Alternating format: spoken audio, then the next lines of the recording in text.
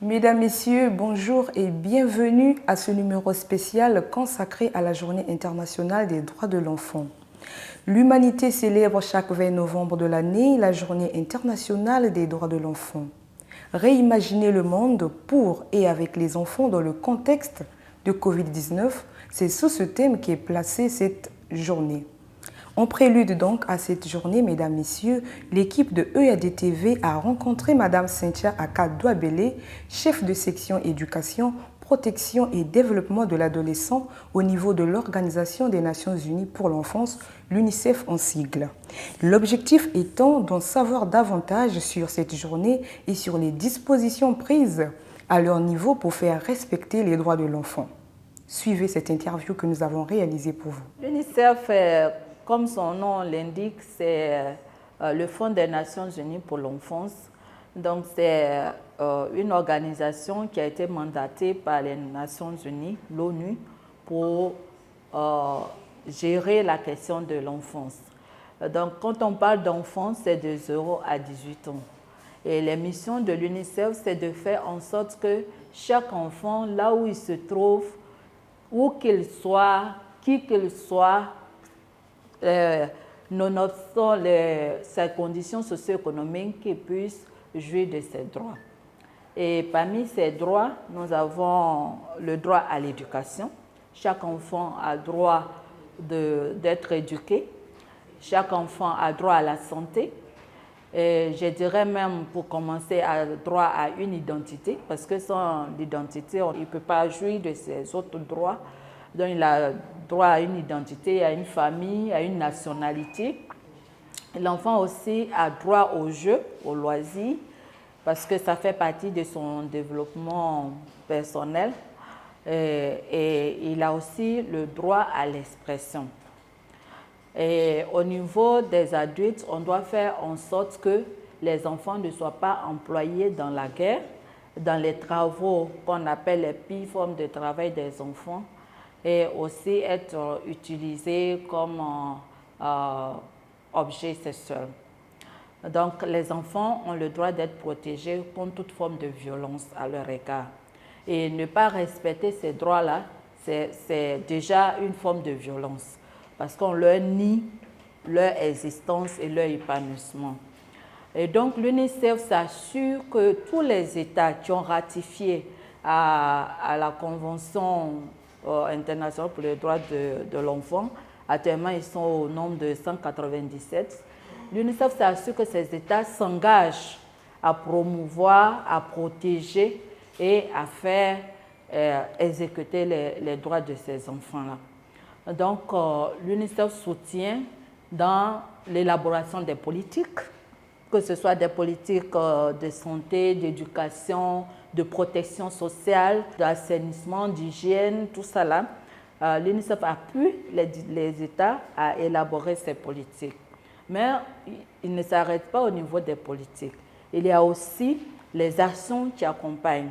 Donc l'UNICEF fait par exemple la construction des écoles, la construction des centres de santé, la formation des agents de l'État pour assurer tous les services sociaux de base, mais aussi s'assurer que ce que l'État fait n'est pas contre l'épanouissement des enfants.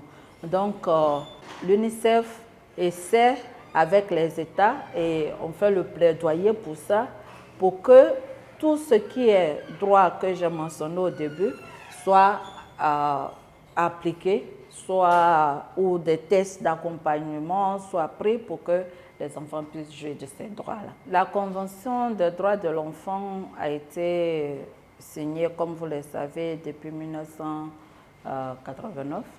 Et donc, cette année 2000, ça fait 31 ans.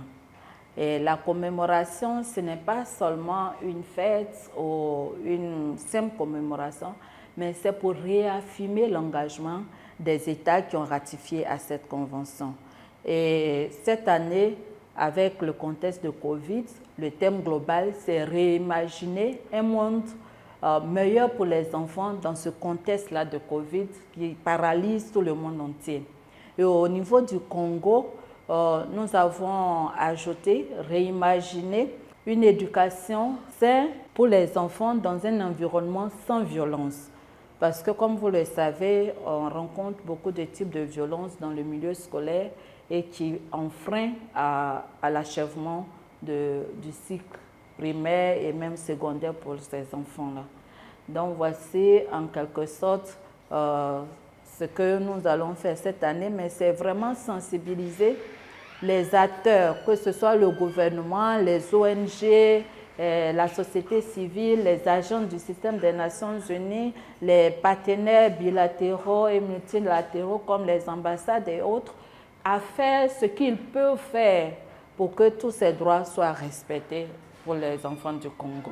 L'UNICEF n'a pas une politique particulière. L'UNICEF appuie les États dans ce qu'ils ont décidé dans leur plan de réponse.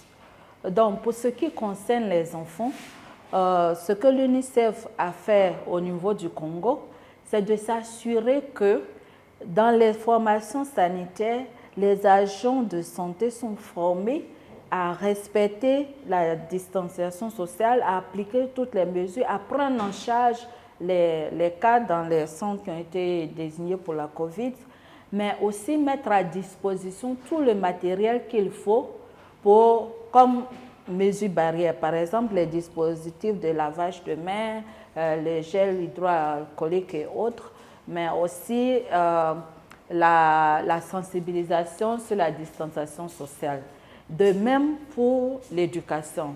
Au niveau des écoles, par exemple, pendant que les écoles étaient fermées, l'UNICEF a soutenu le ministère de l'Éducation pour qu'on ait des cours à distance pour les enfants, mais aussi des cours polycopiés, de faire en sorte que les enfants, notamment ceux des classes d'examen, puissent continuer l'année scolaire passée pour pouvoir passer les examens.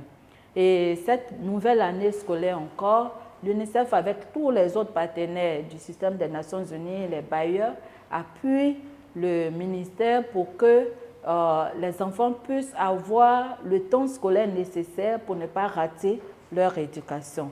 Donc, on accompagne le gouvernement, que ce soit pour l'eau et l'assainissement, que ce soit pour l'éducation, la santé, la protection de l'enfant, l'UNICEF accompagne.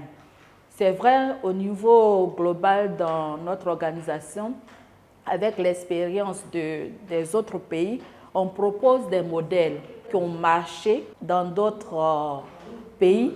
On propose aux États pour qu'on puisse améliorer ce qui se fait sur place.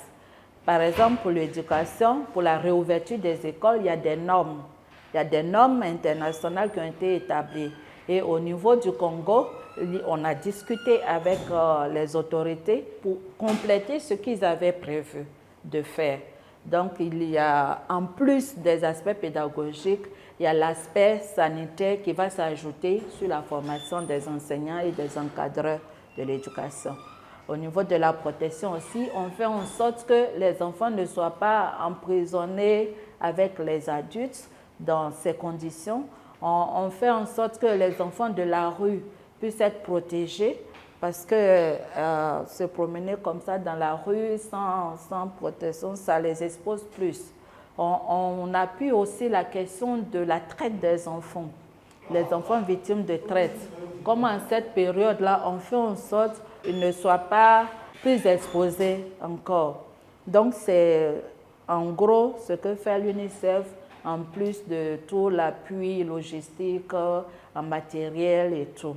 Donc, depuis les politiques jusqu'aux bénéficiaires finaux, qui sont les enfants et leurs familles. Oui, au niveau de l'UNICEF, comme vous le savez, notre slogan, c'est « Travailler pour les enfants et avec les enfants ». Donc, pour cette célébration, il y aura le lancement ici à Brazzaville, le 20 novembre au Palais de Congrès pour la discussion avec les autorités et il y aura des allocutions, mais il y aura des enfants qui vont faire des prestations, par exemple les sketchs, les slams, mais aussi on fera une exposition des photos prises par les enfants photographes qui ont été formés par l'UNICEF. Donc, au niveau de Brazzaville, c'est ce qui va se passer. Et on a combiné cette célébration avec le lancement des résultats de l'étude sur les violences en milieu scolaire. Vous comprenez un peu pourquoi on a donné le thème de réimaginer une éducation sans violence. Donc, on va lancer aussi le rapport de cette étude-là qui fait cas de toutes les formes de violence dans le milieu scolaire, que ce soit les violences physiques, verbales, mentales et même en ligne. Donc, il y a l'implication du ministère des Télécommunications aussi, en plus de l'éducation, des affaires sociales, de la santé, de la justice et même de la primature. Donc, c'est ce qui va se faire au niveau de Brazzaville. Au niveau de CBT et de le Koumou Pointe-Noire, on aura aussi des ateliers pour réfléchir sur les prochaines étapes. Il y a eu des acquis, mais il reste toujours des contraintes à surmonter pour que les enfants puissent jouir de leurs droits. Et surtout dans ce contexte de Covid, comme on va réimaginer nos actions, ça sera vraiment à CBT, dans le Koumou et aussi à Pointe-Noire pour réfléchir sur les prochaines étapes. Je voudrais m'adresser premièrement aux autorités pour qu'ils concrétisent leurs engagements concernant le droit des enfants. Au niveau du Congo, beaucoup a été fait, mais beaucoup reste à faire aussi. Donc, comment on peut avancer ensemble pour continuer ce qui est en train d'être fait? Et au niveau des parents, avec le contexte de Covid, c'est de continuer à protéger leurs enfants, les soutenir.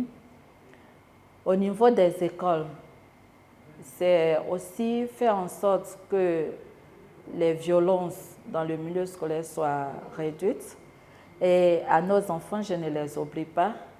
C'est vrai que nous n'avons pas pu tenir toutes les promesses, mais nous nous engageons à toujours travailler dans leur intérêt pour qu'ils puissent développer tout leur potentiel et s'insérer dans le futur, dans le système social. Donc, c'est tout ce que je peux dire et demander à tous de s'engager pour le respect des droits des enfants. Toujours dans la même lancée, mesdames, messieurs, la directrice du CEG Angola Libre a interpellé la conscience des parents de faire respecter le droit à l'éducation et aux enfants de respecter les parents qui sont donc les dieux de la terre. Suivez. Le 20 novembre 1989 nous rappelle la signature de la Convention des droits de l'enfant. Et cette signature s'est faite par 197 États. Les droits de l'enfant sont multiples, mais à mon entendement, il y a des droits prioritaires.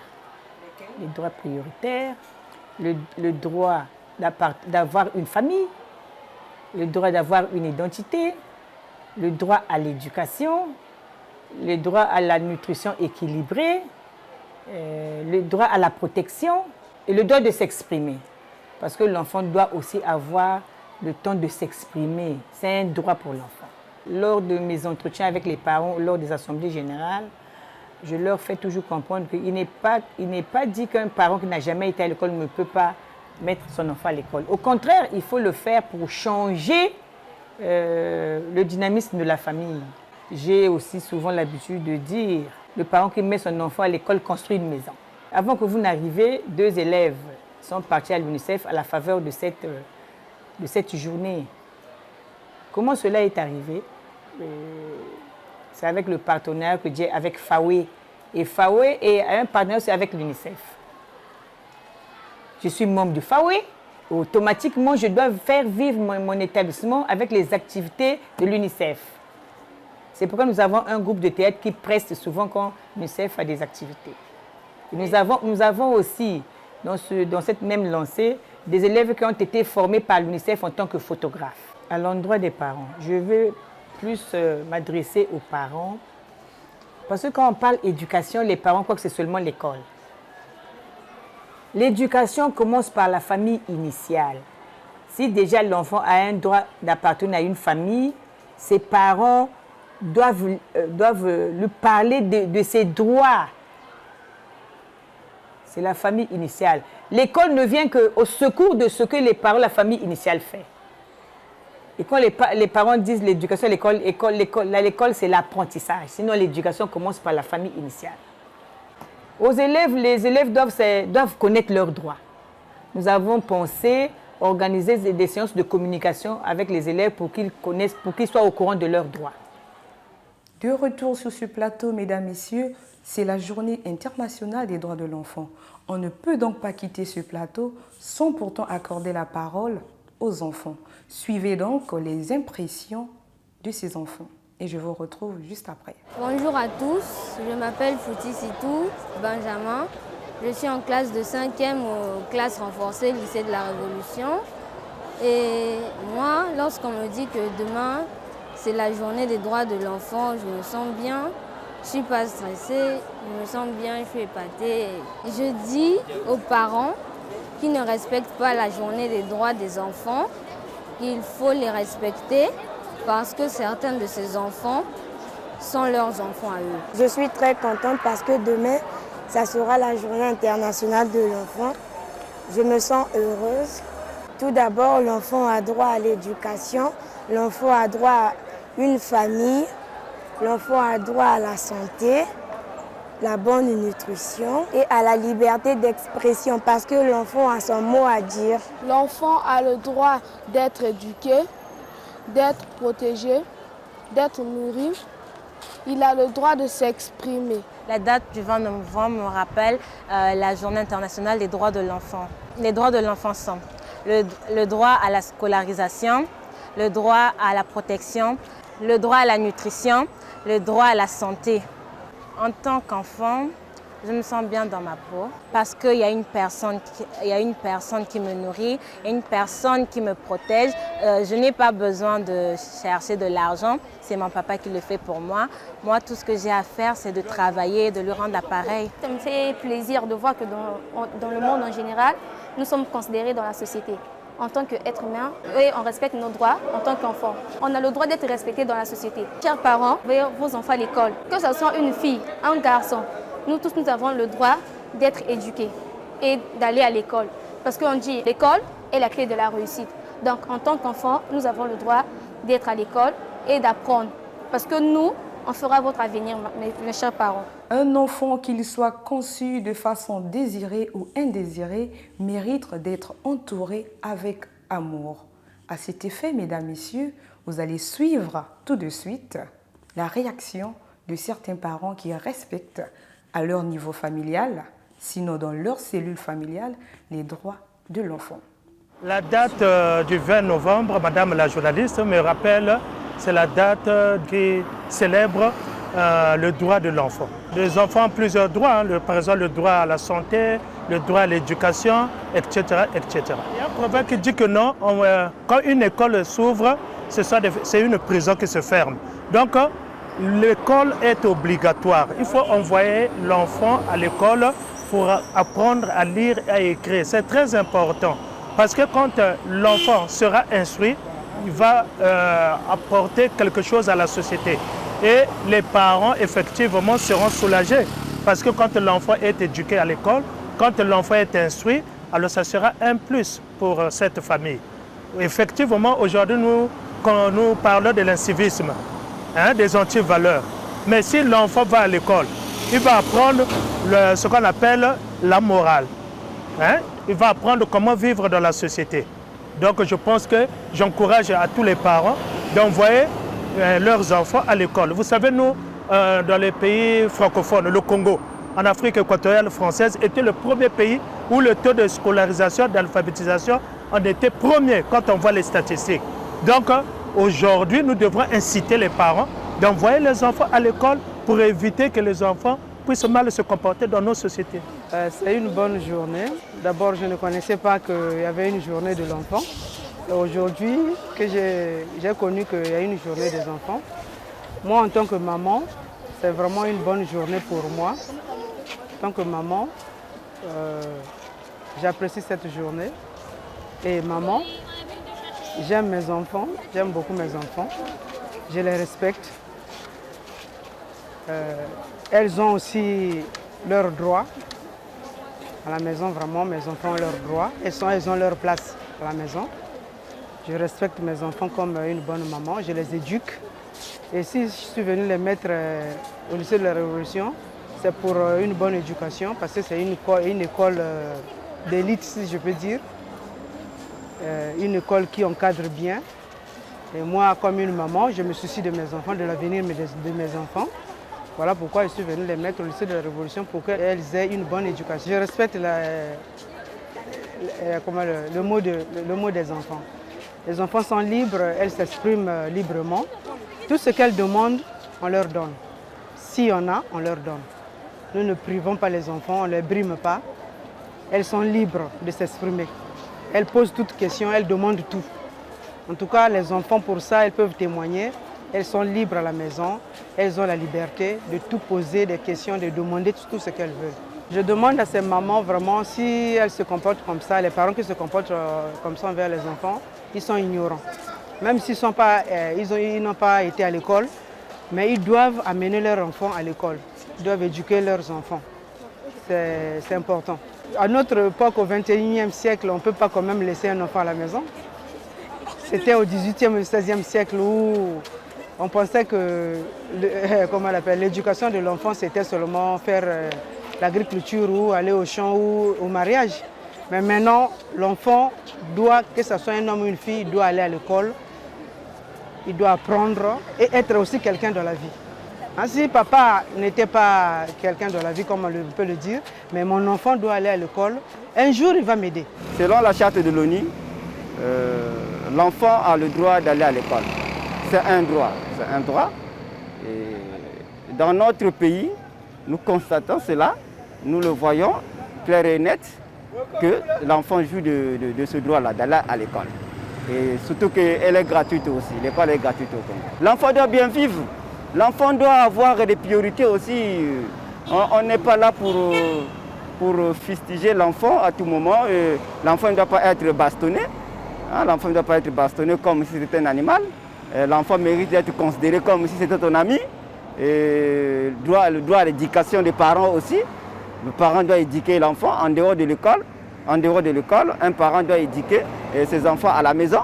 Et entre l'école et le parent, il y a une éducation là. Donc le parent doit dominer l'éducation du milieu là. Merci de nous avoir suivis, chers téléspectateurs. Je signale la présence derrière les caméras de Eloi Samba et à la réalisation de Fred Bokoko. Je souhaite une très bonne journée des droits de l'enfant à tous les enfants du monde en général et à ceux du Congo en particulier. Bonne journée et bon appétit pour ceux qui vont monter à table. Merci et au revoir.